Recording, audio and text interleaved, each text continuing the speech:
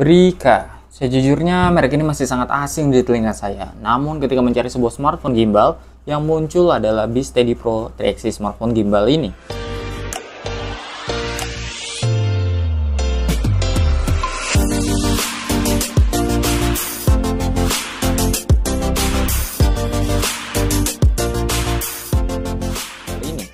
Bukan hanya untuk smartphone aja, tapi dia juga bisa untuk action cam. Jadi multifungsi, teman-teman. Dan ternyata ada tulisannya since 1995. Jadi sebenarnya merek ini tuh legenda. Dia sudah ada sejak 1995. Terbukti sih dari bagaimana cara dia memanfaatkan teknologi saat ini. Nih, dari kemasannya. Saya pikir tuh kalau kemasannya seperti ini, itu tuh tarik atau dorong. Ternyata ada yang lebih praktis lagi. Seperti ini saja. Jadi dia kasih 1, 2, 3 magnet tuh, jadi nutupnya seperti ini, bukanya seperti ini ya. Di paket bulan Juli ini saya mendapatkan bonus kaosnya bertuliskan B-Steady Community dan juga seperangkat gimbalnya dengan tasnya. Ada tulisannya di sini B-Steady Pro, bukanya sangat mudah. Yap, seperti itu. Tada. Oke. Nah, ini juga termasuk bonus ya teman-teman. Jadi standarnya itu nggak ada pegangan untuk action cam-nya. Ada surat cinta, saya suka nih. Eksklusif, warnanya hitam. Di sini kita bisa mendapatkan garansinya selama 1 tahun dan juga buku panduannya. Oke, untuk tasnya ini muat untuk gimbalnya. Lihat, inilah dia penampakan gimbalnya. Ditidurin soalnya dia belum ada kakinya. Ini kakinya, tuh masih terpisah. 3 tumpuannya, dan ini juga muat untuk kabel Type-C. Lumayan lah, kabel Type-C nya cukup pendek dan nggak dapat adapternya teman-teman. Kita langsung bahas gimbalnya. Jadi ini tuh copot pasang ya teman-teman untuk kakinya, dan bagaimanapun ini harus dibawa kemana-mana karena untuk pemasangan smartphone kita nantinya ke sini kita harus dirikan dulu seperti ini. Oke, langsung aja, let's go, kita praktekkan. Sebenarnya tanpa aplikasi bisa, tapi teman-teman disarankan menggunakan aplikasinya. Di sini ada beberapa Brika B-Steady, tapi disarankan yang Q. Langsung aja kita buka. Nah, kita langsung pasang di sini. Nggak boleh kayak misalnya terlalu ke sini. Ini nggak boleh nih. Ini kan ada ruang, masih ada ruang. Ini harus dipojokin. Hop, tuh seperti itu sampai rapet. Sip. Nah, ini dia masih miring nih ke sini. Caranya teman-teman, ini untuk penguncinya. Jadi kita kendorkan dulu. Kalau HP teman-teman berat, maka teman-teman tarik ke sini. Tapi kalau HP-nya ringan, teman-teman dorong lagi. Tapi intinya adalah bukan masalah berat atau ringannya. Teman-teman harus lihat stabil apa enggak. Ini kan kalau gini berarti nggak stabil. Ya, seimbang, sorry bukan stabil, seimbang. Sesuaikan. Nah, nih sampai seperti ini teman-teman. Udah dikunci. Baru kita nyalakan.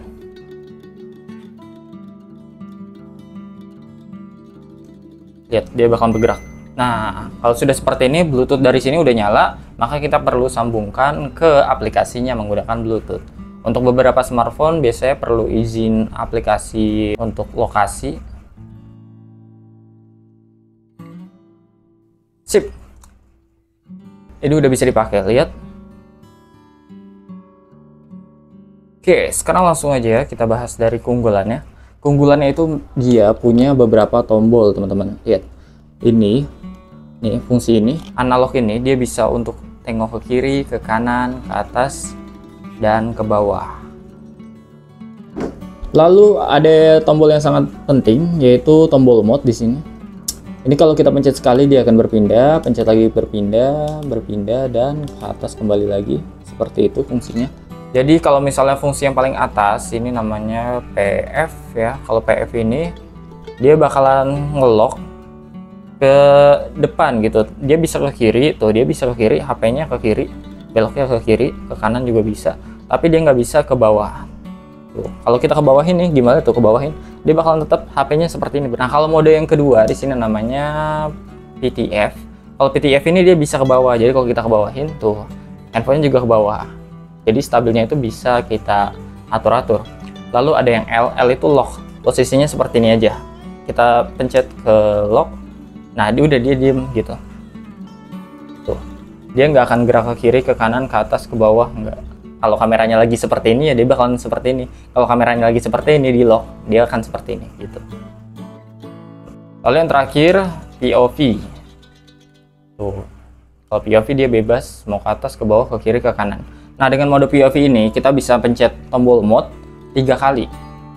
Apa yang akan terjadi? Kita lihat 1, 2, 3. Yap. Dia akan berputar secara otomatis. Inilah yang disebut fitur Inception, teman-teman. Jadi dia bisa berotasi dengan stabil sampai 2 putaran. Teman-teman bisa pencet 3 kali lagi untuk mematikan, lalu pergi ke pengaturan di aplikasinya. Oleh karena itu, untuk memaksimalkan fungsi dari gimbal ini, teman-teman perlu download aplikasinya. Walaupun tanpa aplikasinya, teman-teman juga bisa gunakan kestabilan dari stabilizer ini. Pengaturan, lalu bagian yang tengah ini, tombol kayak chat gitu, logonya.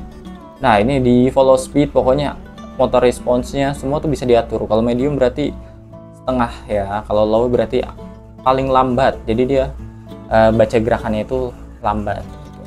Kayak joystick. Ini kan joysticknya tinggi nih. Tuh, dia muternya cepet. Kalau di low, maka ini bakalan lama dimuternya. Pelan banget gitu. Up down juga. Ya pokoknya bisa diatur di sini, teman-teman. Ya, jadi kelebihannya adalah banyaknya fungsi yang bisa kita atur secara manual menggunakan remote ini maupun di aplikasinya. Nah, lalu yang kedua, teman-teman, pindah dulu ke mode selain POV, mode selain POV. Pindah ke mode apa saja, lalu kita gerakkan tangan kita seperti ini. Yap, dia bisa potret. Bisa berfungsi untuk bikin konten Instagram gitu ya.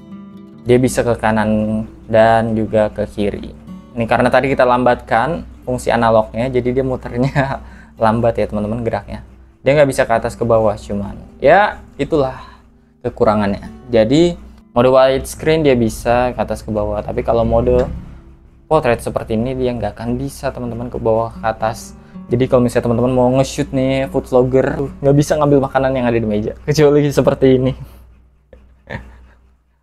Dia nggak bisa, atau harus ya seperti ini. Kalau seperti ini bisa, dia ngambil gambar bawah juga bisa pakai mode yang tadi ETF bisa